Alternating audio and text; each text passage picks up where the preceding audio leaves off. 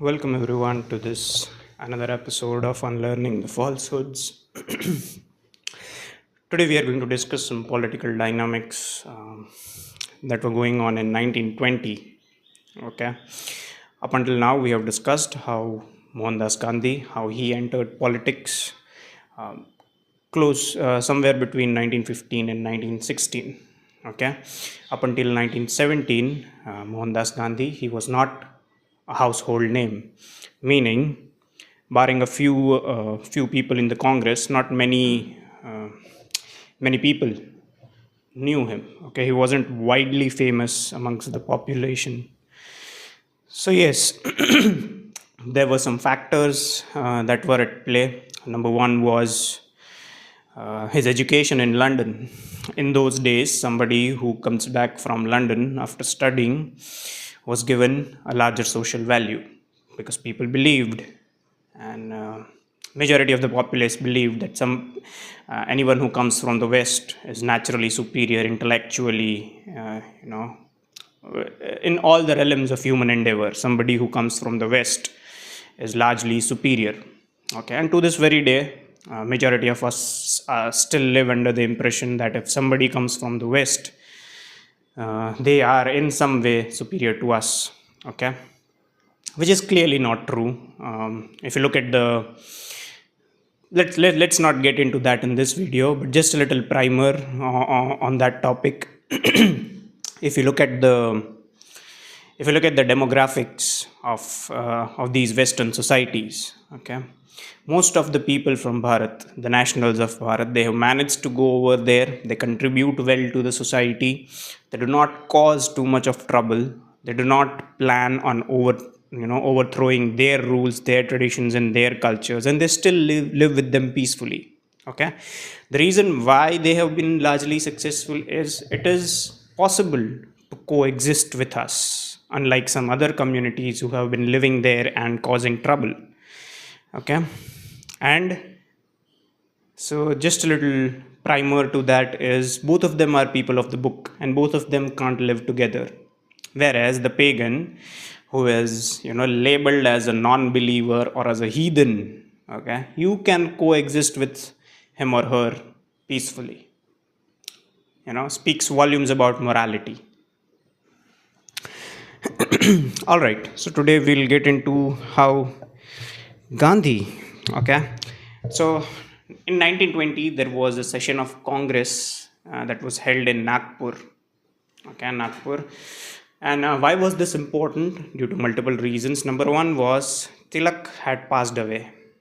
Okay, Bal Gangadhar Tilak, the orifice of the nationalistic ideas in Congress and in those days. Okay, he was the person who was nationalist to the core.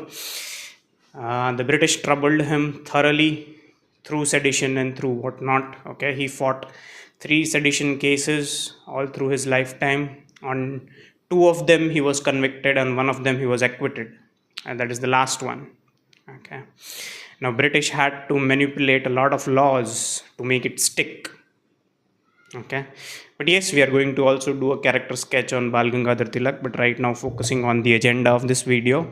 In the 1920 Nagpur session, since Tilak had passed away, and there was one very major schism. Okay, moderates had formed a separate group of themselves. Okay, so up until 1920s as well, moderates were still of the opinion that we don't need complete independence. All we need is dominion status within the British Empire. Now, one would like to think, okay, now I'm again appealing to your sense of reason. And this is something that, even the Marxist or leftist history textbooks would, prove this. That up until 1920, there was a separate faction of moderates that had come up within the Congress. Okay, now, with Tilak passing away and Gandhi entering the politics and moderates forming a different faction of their own, there was a vacuum. There was a leadership vacuum within the Congress. Okay, and guess what? Who fills this vacuum? That's right, Mohandas Gandhi. Okay, his timing could have been no better. It could not have been any better. Okay, he appeared on the scene at a very opportune moment. All right. So yes, moderates had formed a separate faction of their own. Now Tilak out of the way, nationalists had lost that drive. Their momentum had dissipated. All right. Um, so Gandhi, he had given this call for non-cooperation, meaning that if you do not cooperate with British, okay, you willfully, willfully and consciously do not follow the laws. Let the law take its course, and independence would come. Okay, the reason why this Nagpur session was important is because Muhammad Ali Jinnah makes a speech in the Congress. Okay, there was clear dispute and debate between Mohandas Gandhi and Jinnah over here. This we will highlight in the further part of this video. But the reason why it is important is you would clearly see the approach of Gandhi and you would clearly see the approach of Jinnah. Okay.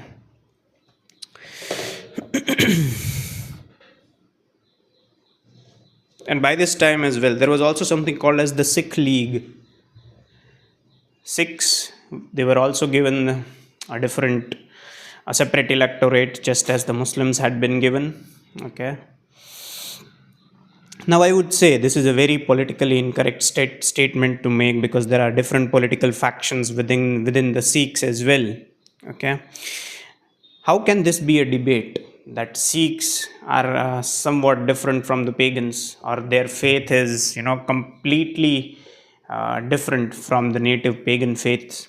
This has so far been the dominant political narrative in our country, and mostly in the Western countries as well. If you speak to a Westerner, they will say Sikhs are different from the pagans.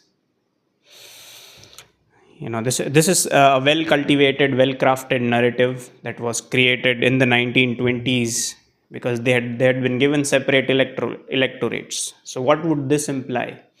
Okay, Muslims had got a separate electorate because they thought themselves as a separate nation from the pagans. Why exactly were the Sikhs given a separate electorate?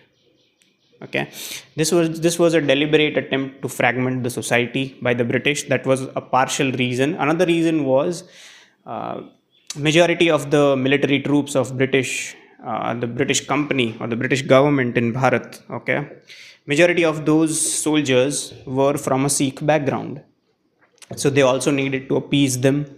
They also needed to take care of their political needs, and hence um, this idea of Sikh appeasement, this idea of, or this narrative of Sikhs being different from the pagans started.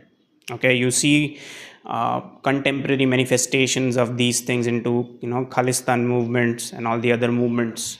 Okay, but that is an agenda for a different video. So by 1920, October 1920, there was a Sikh League, there was a Home Rule League.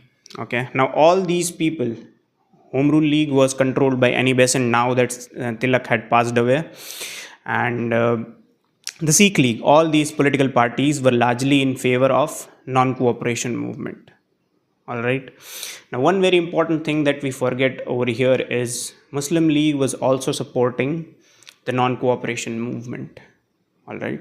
Now, the Marxist historians would make you believe that the Muslim League, and by that extension, the Muslims, they supported non-cooperation movement. So there is a significant contribution by the Muslims in the freedom movement, at least in 1920s. Okay. Now, I would again appeal to your reason, because there was a significant amount that the Muslim League stood to gain by participating in the non-cooperation movement. They weren't participating it out of a selfless sentiment of nationalism. Okay, not that I blame them for it. I'm not saying that they were wrong in participating in non-cooperation movement while expecting something in return. That is not the point that I'm making. I'm simply just analyzing their conditions to participate in non-cooperation movement. In fact, they were not participating in a non-cooperation movement. They had simply merged their own movement, that was the Khilafat movement, with the non-cooperation movement of Gandhi. Okay, and why did this happen? Because Mohandas Gandhi, Mr. Gandhi, had negotiated some deal with the Muslims that if you support the non cooperation movement, he would get the Congress to support the Khilafat movement. All right. So, what was the give and take over here? Let's, get real for a moment. Let's get real for a moment. Nothing happens without a reason. Okay, no individual or no political party in this contemporary world is benevolent and helps you out of some sentiments of selflessness. Both the parties, there was a give and take. Okay. So if the Khilafat movement was extending its support to non-cooperation movement, what exactly was it getting out of it? Okay. It was getting a fail-safe. Like we have discussed in our previous videos, that there was some problem between the British and the Muslims because of the treatment that was given to Turkey after the First World War. All right. So they needed a fail-safe. They needed some leverage over the British, that just in case our people of the book completely betray us, okay, we still would have a hand to play. Okay, that is what the Muslim League was getting out of it. What exactly was the Congress getting out of it? And when I say Congress from 1920 onwards, it is simply a one-man show. That is Mohandas Gandhi. Okay, that is something I'm going to read in the further parts of this video. But yes, when from 1920 onwards, Congress and Mohandas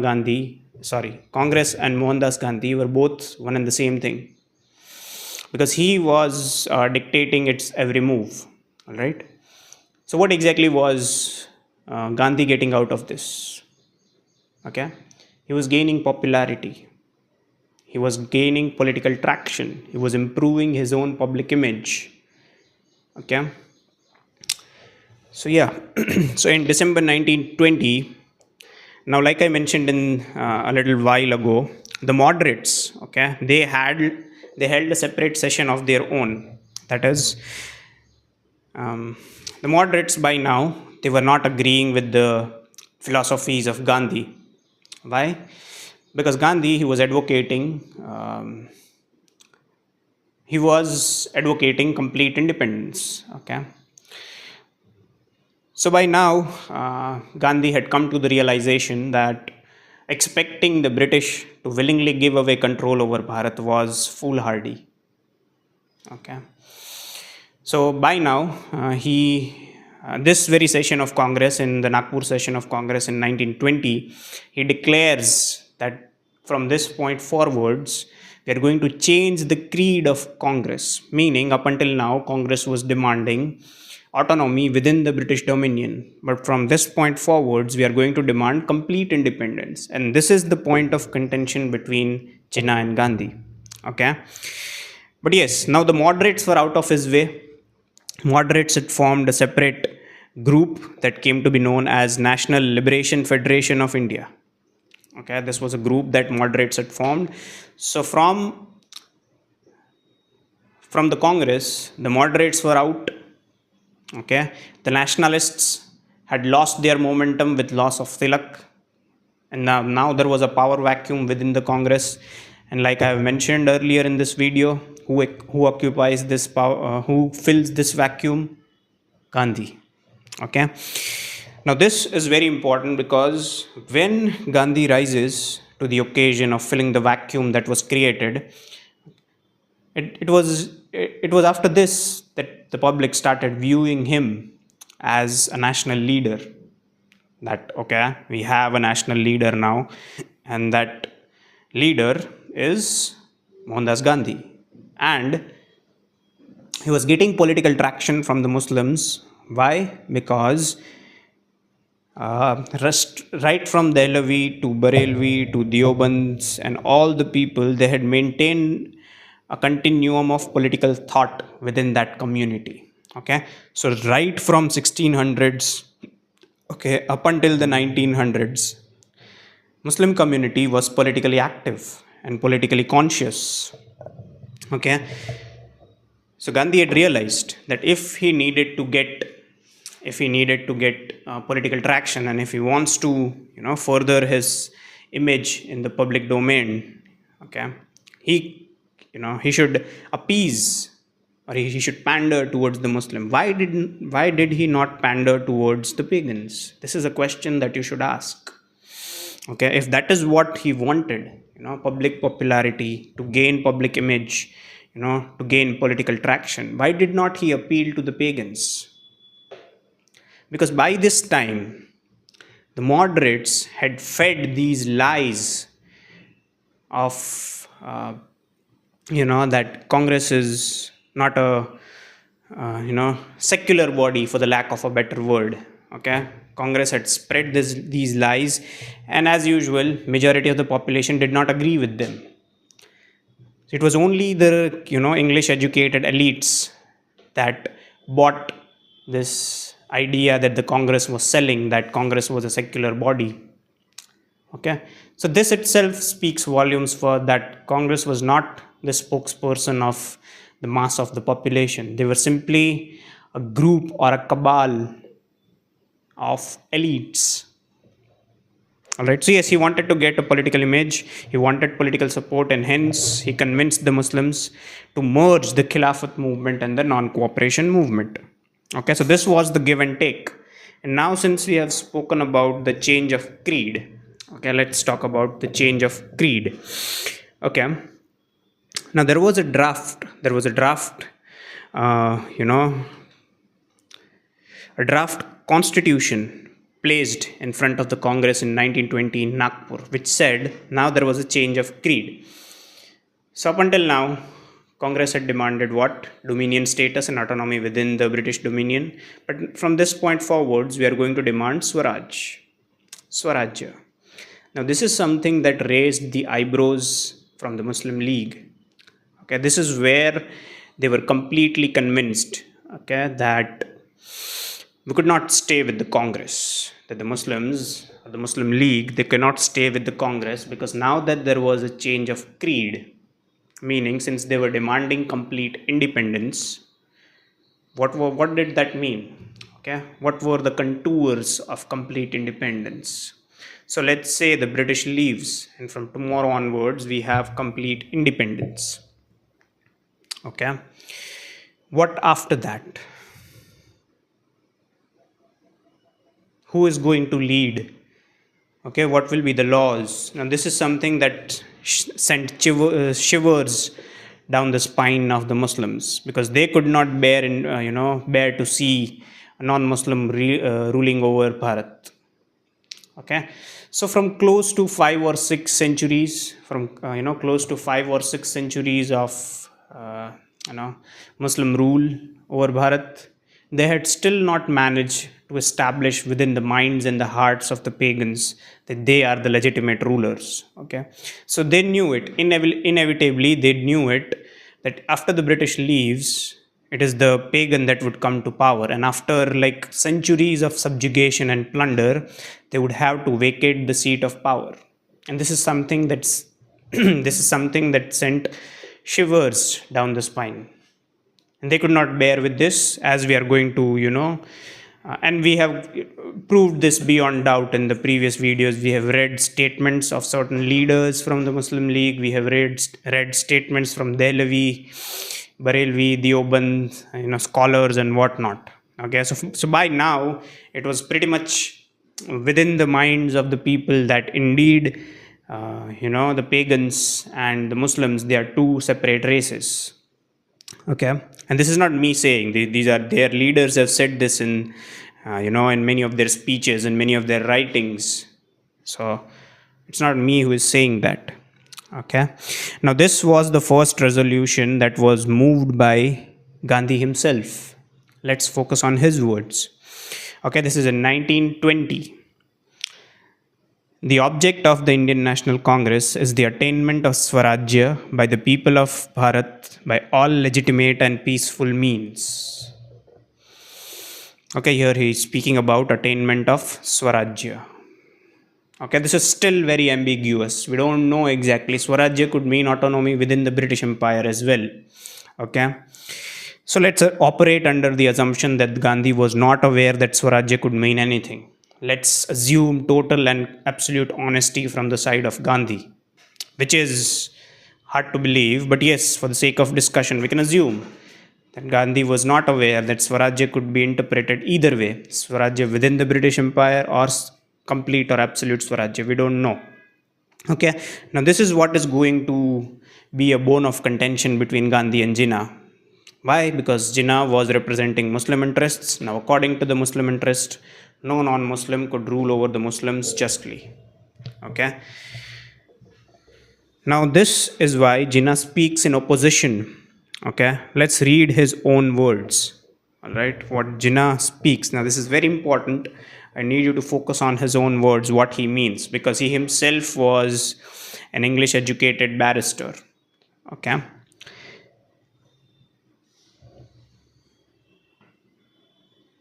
All right. So this is he speaking. These are his words. Okay. Therefore, Mr. Gandhi thinks, and the audience stops him right here, like they address him as Mahatma. So he says, yes, Mahatma Gandhi thinks that by peaceful methods, having declared complete independence for India, he will achieve it. With very great respect for the Mahatma and those who think with him, I make bold to say in this assembly that you will never get your independence without bloodshed. This is Jinnah speaking in the Congress session. Okay, this speaks volumes about his practicality. Okay, Jinnah must be given credit over here. Okay, he was pretty much aware about the real politic. He knew that the British will not give up this colony without a fight. Why? How could you expect? How could you expect the British to simply just leave? Bid their goodbyes and simply just leave after at least 2.5 centuries of rule. So now that they were completely invested in this colony. Okay, and on top of that, there were things that were in motion. They could not simply just pack their bags and leave. And even if they do, they were not going to leave without a fight. All right, so I would say Jinnah was pretty much close to reality than Gandhi. He was not living under the delusions of the fact that simply just British would leave if we request them with peaceful and legitimate methods. Okay, so this is him speaking, that those who think with him, I make bold to say in this assembly that you will never get your independence without bloodshed. If you think that you are going to get your independence without bloodshed, I say that you are making the greatest blunder. Therefore, I say that at this moment you are making a declaration which you have not the means to carry out. On the other hand, you are exposing your hand to your enemies. So that is what he was. That is what Jinnah means when he says that you are exposing your hand to your enemies, meaning that you don't have the means to carry out what you are saying. Okay, if you're saying that you're going to carry out peaceful and legitimate, you are going to start a movement with peaceful and legitimate means, how exactly would you do it? And on top of that, if you're declaring this outright in the open, so the British would know what you're planning to do. So I would again give credit to Jinnah over here, because he was convinced and he was pretty much in tune with the reality, what exactly was going on in the surroundings. Whereas Gandhi was operating under this assumption that the British would simply just leave if you ask them nicely. Okay. So let's read now. In the very beginning of this video, I had mentioned that since the power vacuum was occupied by Gandhi, he was the one who was running the show. From 1920 onwards, Congress is going to become synonymous with Gandhi. Okay, he was the one who was running show. He was unilaterally framing constitution. He was unilaterally framing resolutions. Okay, so this is the Chief Commissioner of Central Provinces. Okay, and he writes a summary of Nagpur session. This is Chief Commissioner of Central Provinces, what is today called Madhya Pradesh. The outstanding feature of the Congress has been the personal domination of Gandhi over all political leaders and followers alike. He has carried through the policy that he had decided for his Congress without any material modification. The moderates of Nagpur were not heard. The extremist opponents under Khaparde and Munje were brushed aside. Pandit Madan Mohan Malviya's efforts were negatory. Jinnah carried no influence. Lajpat Rai wobbled and then became silent. So simply, it was just a unilateral show that Gandhi was running. He completely capitalized on this idea, completely capitalized on the vacuum created. Okay. Now, what he did not realize in this process was something very Gandhi had done, something very foolish and foolhardy, I would say. Okay, by extending an olive branch. Okay, by extending an olive branch to the Muslims for their Khilafat cause, what had he done was he gave the Muslims a peek inside the Congress psyche. Okay, we have discussed this in the previous video, but I'll discuss it right now as well. He had given the Congress a deep, a closer look. He had given the Muslims a closer look within the Congress psyche. They had realized, okay, we just discussed about how Jinnah spoke about bloodshed in the Congress Assembly because he was pretty much aware that the British weren't going to leave without putting up a fight. Okay, but what this also made them realize was the reluctance of Congress to indulge in aggressive manners. And on top of that, okay, we have discussed in the previous videos as well, they could not stand the sight or they could not stand the thought of British leaving and the state power passing on to the hands of the pagans, because after centuries, close to 5 centuries of rule, they could not comprehend how can we be the people who will be subservient to the pagans. Okay, so they were working for usurping the power, and all they could manage in the future was Pakistan and Bangladesh. That was still considerable. Okay, that is where those are the real life manifestations of the Deobandi, Barelvi, and Wahhabi mentality at play. Okay, so if you don't understand all of this and still living under this idea of a secular nation, I would say you are living under a rock. Okay, you have been ignorant all this while. Simply just look at the facts that are presented in front of you. All right, so yes, what Gandhi had managed to do was he had managed to reignite this flame of Islamic coloniality. Okay, they had realized that these pagans, the Muslims, they had realized that these pagans, they would not resort to violent and aggressive measures. So since they were not willing to do it, we will do it and we would usurp the power. Unfortunately, all power they could usurp was in Pakistan and Bangladesh. So I would argue that if Gandhi hadn't merged the non-cooperation and Khilafat movement, the geography of contemporary Bharat would look different. Okay, but that is again would have, could have. We're not going to get into that. But yes, all right. So this, tells you the clear divergence of philosophy between Jinnah and Gandhi, right? So after this Congress session, after the 1920 Congress session in Nagpur, Jinnah quit Congress. So up until now, it is safe to assume that Jinnah still believed in the nationalistic sentiments, up until 1920 at least. From 1920 onwards, he was going to join Muslim League and throw his full weight behind the Muslim cause. All right. So up until 1920, it is safe to assume that he may have been nationalist.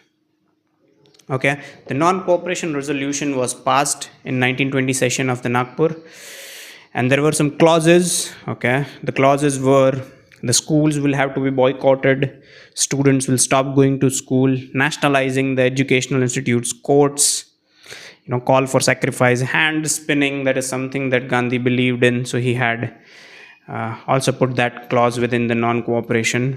Okay. Now, one very important thing that came out was that moderate faction that had formed a different group within the Congress and who did not attend the Nagpur session was they started renouncing their titles. So just to, in a way, in their own way, they were, getting their grievances known to the government. So they were returning all the titles that were given to them.